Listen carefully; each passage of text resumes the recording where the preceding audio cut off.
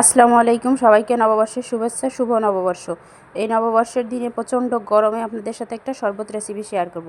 এখানে আমি 4 থেকে 5টা পালস চকলেট নিয়ে নিয়েছি, যার জন্য এই পালস চকলেটটা ব্লেন্ড করে নেব। চকলেটটা ব্লেন্ড করে নিয়ে দেখুন, ব্লেন্ড করে নিয়েছি। এই চকলেটটা যে আমের ফ্লেভার আছে, ওইটাই শরবতে আমার আমের ফ্লেভার যোগ করবে। নিয়ে নিলাম একটা লেবু। এভাবে গোল গোল ফালি করে কেটে নিচ্ছি। লেবুগুলো কাটা হয়ে গেলে এখন আমি একটা নিয়ে নেব, একটা স্প্রাইটের বোতল। একটা লেবু, একটা লেবুর পাতা আর 5টা পালস চকলেট। চকলেটটা আমি ব্লেন্ড করে নিয়েছি, প্রথমেই দেখিয়েছি। এখন আমি নিয়ে নেব সেই ব্লেন্ড করা পালস চকলেট 5টা।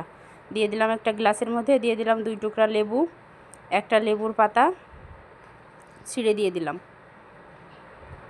এবার স্প্রাইটের বোতলটা খুলে মধ্যে ঢেলে দেব, গ্লাসের মধ্যে ঢেলে দিতে হবে। স্প্রাইট আর ওই পালস চকলেটের যে আমের ফ্লেভারটা আছে, ওটা একটা দুর্দান্ত স্বাদের শরবত হবে। দিয়ে দিলাম 4 থেকে 5 টুকরা বরফ। 2টা লেবু বোতলের সাথে আটকাই দিয়ে দিলাম, বোতল না।